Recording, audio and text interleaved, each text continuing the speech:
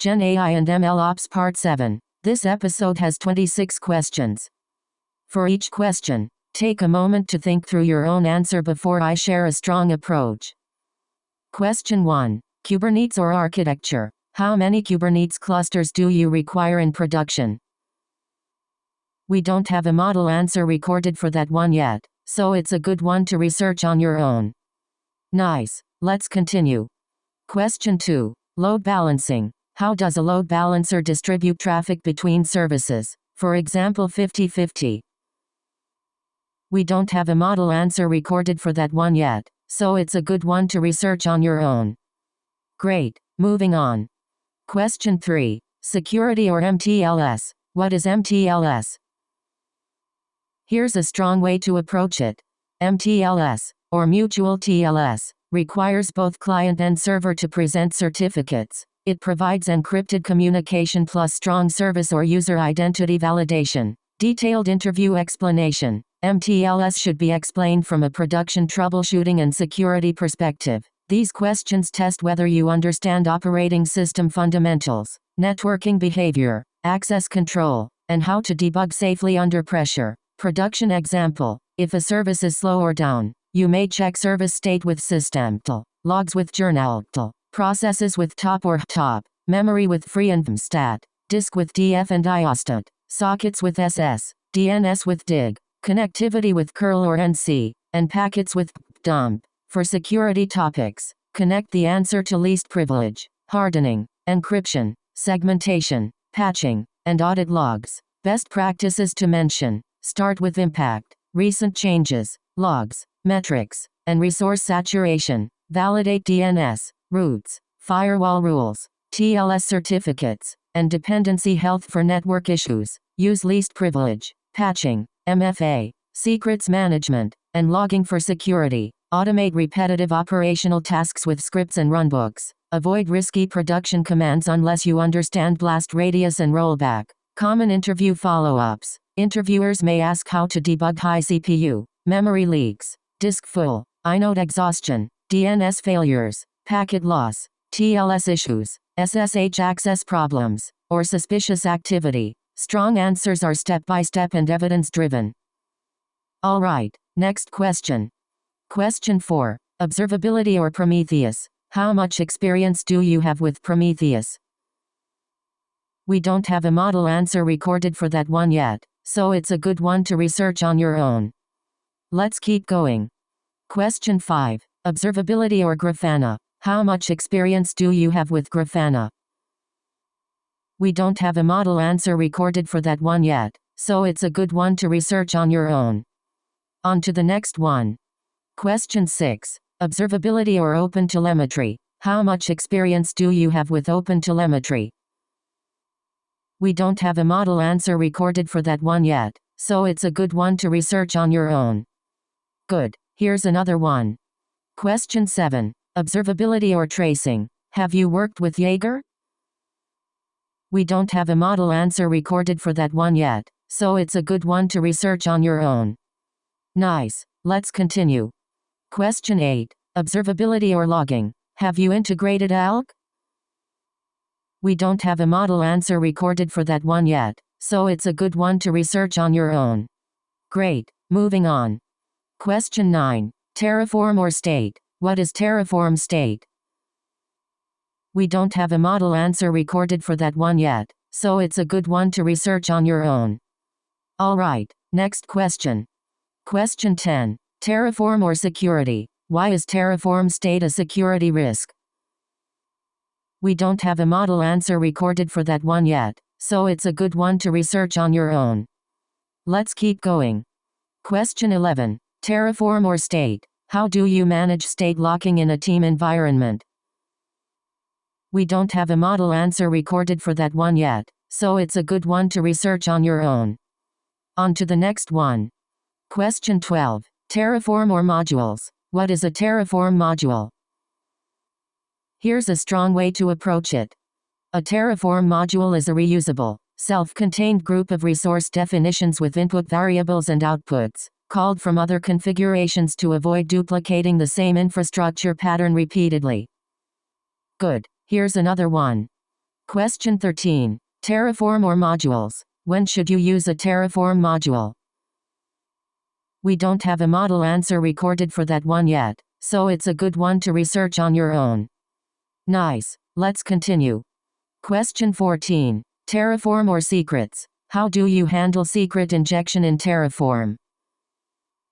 We don't have a model answer recorded for that one yet, so it's a good one to research on your own. Great. Moving on. Question 15. Ansible. What is idempotency in Ansible? We don't have a model answer recorded for that one yet, so it's a good one to research on your own. Alright, next question.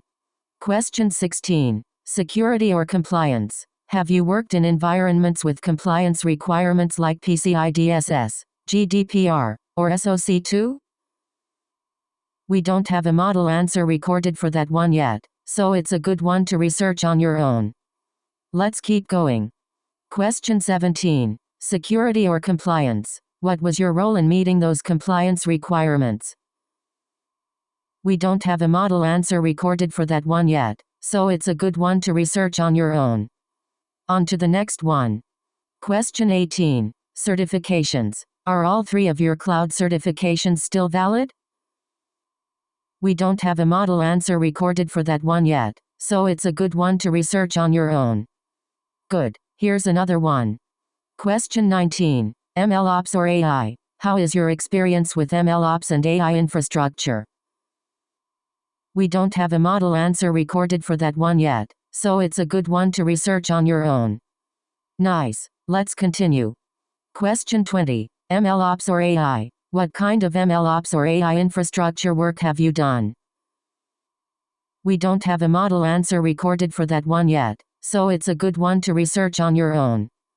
Great. Moving on. Question 21. GenAI or fundamentals? What is generative AI and how is it different from traditional machine learning? Here's a strong way to approach it. Generative AI creates new content such as text, code, images, summaries, or answers. Traditional machine learning often predicts a label, score, class, or numeric value from structured inputs. For example, a traditional ML model may predict whether an alert is high risk, while a GenAI system may summarize an incident, draft a runbook, or answer questions from documentation. In production, GenAI still needs the same engineering discipline: security, evaluation, monitoring, cost control, latency management, and governance. Alright, next question. Question 22. GenAI or fundamentals? What is an LLM and how does it generate responses? Here's a strong way to approach it. An LLM, or large language model, is a model trained on large amounts of text and code to predict and generate sequences of tokens. When we send a prompt, the model converts text into tokens, uses learned patterns and context to estimate likely next tokens, and generates a response step by step. It does not truly know facts like a database. It generates based on learned probability and provided context. That is why grounding, retrieval, validation, and evaluation are important in production systems. Let's keep going. Question 23. GenAI or use cases? What practical GenAI use cases have you seen for DevOps, SRE, or platform engineering? Here's a strong way to approach it. Useful GenAI use cases for DevOps and SRE include incident summarization, log explanation, runbook search, Kubernetes troubleshooting assistance, Terraform review helpers, CI or CD failure summarization, security finding explanation, pull request summaries, cloud cost analysis summaries, and internal platform support chatbots. I would start with low-risk assistive workflows where a human reviews the output, then move toward controlled automation only after strong evaluation, access control, and audit logging are in place. On to the next one. Question 24. GenAI or RAG? What is RAG and why do we use it with LLM applications? Here's a strong way to approach it. RAG means Retrieval Augmented Generation. It combines information retrieval with LLM generation. Instead of asking the model to answer only from memory, the application retrieves relevant documents, runbooks, tickets, code snippets, or knowledge base content and passes that context to the model. We use RAG to make answers more grounded, Current, domain-specific, and explainable. For enterprise use, RAG is often safer and cheaper than fine-tuning for knowledge-heavy question answering. Good. Here's another one. Question 25.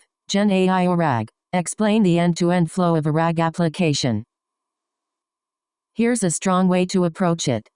A RAG flow has two main paths: ingestion and query. During ingestion, documents are collected, cleaned, chunked, converted into embeddings, and stored in a vector database with metadata. During query, the user question is embedded, relevant chunks are retrieved, optionally re-ranked, and passed to the LLM with instructions. The LLM generates an answer using the retrieved context. In production, I also add access control, citation links, evaluation, cache, logging, tracing, and feedback capture. Nice. Let's continue. Question 26. GenAI or embeddings? What are embeddings and why are they useful in GenAI systems? Here's a strong way to approach it.